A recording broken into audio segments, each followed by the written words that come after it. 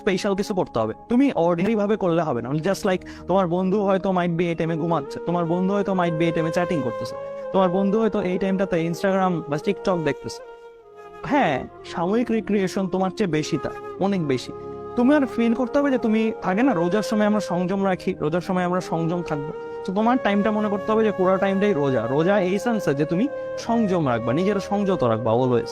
HSC লাইফে আসো and তুমি একটা মিশনে আসো, তুমি এনজয় করবা, তুমি আরো বেশি এনজয় করো, সবার চেয়ে বেশি এনজয় করো, আমার চেয়ে বেশি, সবার চেয়ে বেশি এনজয় করো।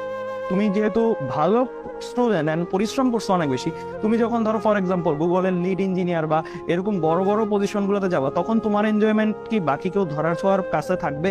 তখন কি আমরা তো বাকিরা কেউ কি তোমার ধরা ছোঁয়ার কাছে এনজয় করতে পারবো?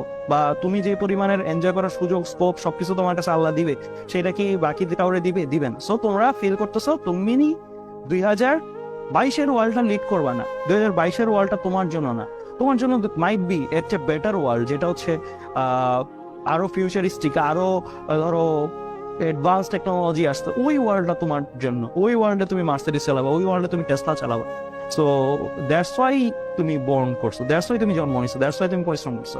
এইভাবে যদি না নিতে পারো মোটিভেশনটা নিজের মধ্যে, তাহলে তোমার এই পরিশ্রমটা কখনোই অর্থিক লাগবে না। অর্থিক লাগবে তখনই যে তুমি একটা গ্রেটার ড্রিম দেখো। নট লাইক সারা বছর থাকে না চাকরি করব, সারা বছর কাজ করবো, নট লাইক তুমি এরকম ড্রিম দেখো না। তুমি একটু এক্সট্রাঅর্ডিনারি, তুমি 35-36 এজে রিটায়ার করবা অ্যান্ড তোমার হাতে আল্লাহর মধ্যে দ্যাট মাচ ক্যাশ থাকবে, তোমার ফ্যামিলি, তোমার পরিবার পরিজন সবাইকে তুমি অ্যাকচুয়ালি হ্যাপি রাখতে পারো, সবাই প্রাউড করবে তোমাকে নিয়ে, অ্যান্ড সবাইকে তুমি পুরো ওয়ার্ল্ড ট্যুর দেওয়াতে পারো, তোমার আম্মু আব্বুকে অ্যান্ড তোমার ফুল ফ্যামিলিকে। অ্যান্ড তুমিও প্রত্যেকটা জায়গায় মানে তোমার বেসিক্যালি মানে লাইফটাকে তুমি অ্যাকচুয়ালি কি করতে পারবা, যে দান করা থেকে শুরু করে সব জায়গা থেকে তুমি, তোমার এমন হবে না যে কোনো একটা জিনিস অ্যাকচুয়ালি প্রাইস ট্যাগ দেখে নিতে হচ্ছে, বা লাইক তুমি একটা ড্রিম দেখো বাট ওই ড্রিমটা তুমি ফুলফিল করতে পারছো। সো তোমার মধ্যে মোটামুটি ড্রিম ফুলফিল করার এভরি ক্যাপাসিটি থাকবে।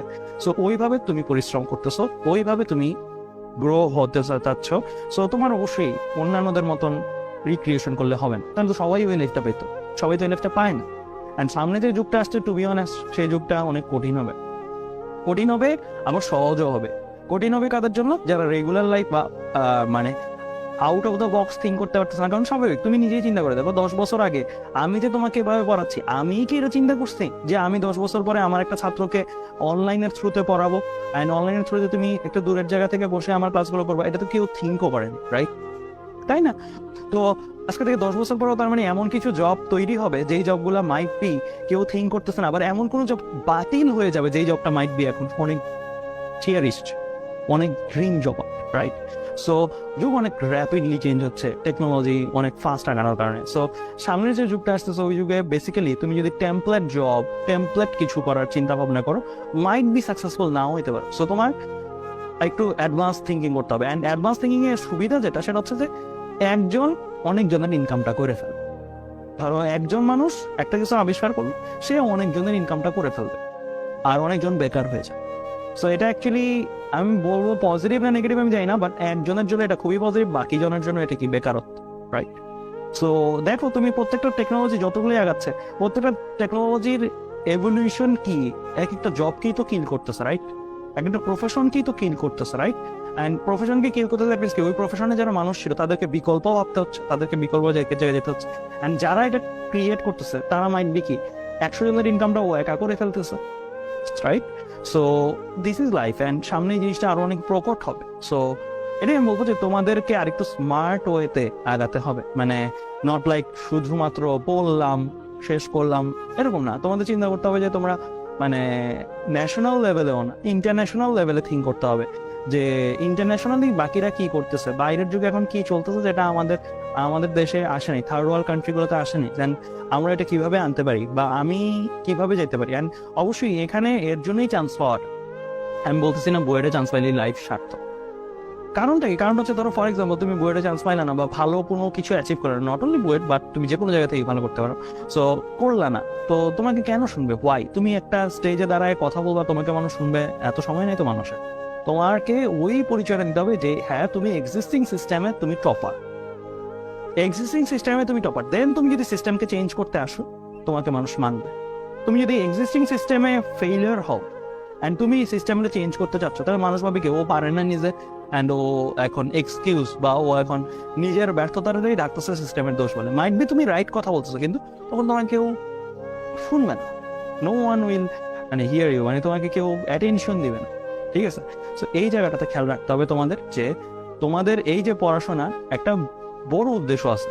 বড় উদ্দেশ্য এটা না চান্স পাওয়া, বড় উদ্দেশ্য এটা তোমাকে ওই স্টেজ ওই প্ল্যাটফর্মে যেতে হবে, যে প্ল্যাটফর্মে তুমি কিছু একটা চেঞ্জ করার পাওয়ারটা পাও, একটা চেঞ্জ করার ক্যাপাসিটিটা পাও। চেঞ্জ করার পাওয়ার অ্যান্ড ক্যাপাসিটি, এই দুটো কথা কিন্তু অনেক ভারী কথা, এদের কিন্তু সবাই পাবে না। ধরো আমি একটা কিছু চেঞ্জ করতে চাই, আমি কি সবকিছু পারবো? এখন চেঞ্জ করতে পারবো না, কারণ আমার অনেকগুলো জায়গায় লিমিটেশন আছে, রাইট? আমি চাইলেই কিন্তু শিক্ষা ব্যবস্থা চেঞ্জ করতে পারবো না, পারবো না। সো আমার ওইটার জন্য আমার কি আরো অনেকটা পথ হাঁটতে হবে, আরো অনেক কিছু করতে হবে। আবার ক্যাপাসিটি মানে তুমি একটা জিনিস চেঞ্জ করতে যাও, অবশ্যই মানি দরকার, টাকা দরকার। সো তুমি কি ফ্যামিলির টাকা খরচ করে করে সিস্টেম চেঞ্জ করার টাকা তোমাকে দিবে না। সো তোমার নিজেরই আর্ন করতে হবে। সো সবকিছুই আমি বললাম যে তোমার ওই ক্যাপাসিটিটা অ্যান্ড পাওয়ারটা অ্যাচিভ করার জন্য আসলে কি একটা স্টেপ হচ্ছে চান্স পাওয়া, একটা স্টেপ, মানে তুমি গ্রেটার একটা জিনিস অ্যাচিভ করছো, ওইটার একটা স্টেপ হচ্ছে, first step might be chance, second step might be আরেকটা, থার্ড স্টেপ মানে আরেকটা। সো তোমার এরকম লাইফের পাথ সাদায় ফেল। অ্যান্ড আমি মনে করি যে দুনিয়াটা এরকম যে সোফার যতটুকু দিচ্ছি, বইয়ের থেকে যেহেতু 1 বছর হয়েছে গ্রাজুয়েশন কমপ্লিট করছি, সো সোফার যতটুকু দিচ্ছি, যারা মানে স্মার্ট পিপল অ্যান্ড যারা অ্যাকচুয়ালি লজিক্যালি থিঙ্ক করতে পারে, তাদের জন্য আসলে পৃথিবীটা সহজ, মানে ইনকাম করাটা সহজ। তাদের কাছে ইনকাম করাটা কঠিন কিছু না, বা ইনকাম করা বা লাইফটা ভালোভাবে লিড করা কঠিন কিছু না। যারা মোটামুটি মানে টেমপ্লেট লাইফ, মানে ঠিক আছে আমি কি করবো আমি জানি না, আমার লাইফে দেখা যাক কি হয়, ওইভাবে চিন্তা করছে, তাদের ক্ষেত্রে এটা একটু ডিফিকাল্ট। লাক সবসময় ফেভার নাও করতে পারে, তোমার নিজেরই লাকটাকে সাপোর্ট করতে হবে, যে তোমার পক্ষেই যেন লাকটা আসে, দ্যাটস ওয়াই তোমার পরিশ্রম করতে হবে। লাক কিন্তু এমন না যে আউট অফ নো আর তোমার উপরে লাকটা মানে বৃষ্টির মতন ঝরে পড়লো, গুড লাক অ্যান্ড তুমি একটা জিনিস পেয়ে গেলা, এরকম না। লাকটা যেন তোমার পক্ষে আসে, তোমার এর জন্য পরিশ্রম করতে হবে, দেন তোমার লাকটা ফেভার করলে দেন সবকিছু নিয়ে হয়। অ্যান্ড বাংলাদেশ থেকে অলরেডি অনেকে গুগল, অ্যামাজন বিভিন্ন জায়গায় চাকরি পাচ্ছে, যাচ্ছে, বুয়েট থেকেও অনেকে যাচ্ছে, সো বিভিন্ন ইউনিভার্সিটি থেকেই যাচ্ছে। সো সব জায়গা থেকেই পসিবল, নট অনলি ইউনিভার্সিটি যেটা দরকার।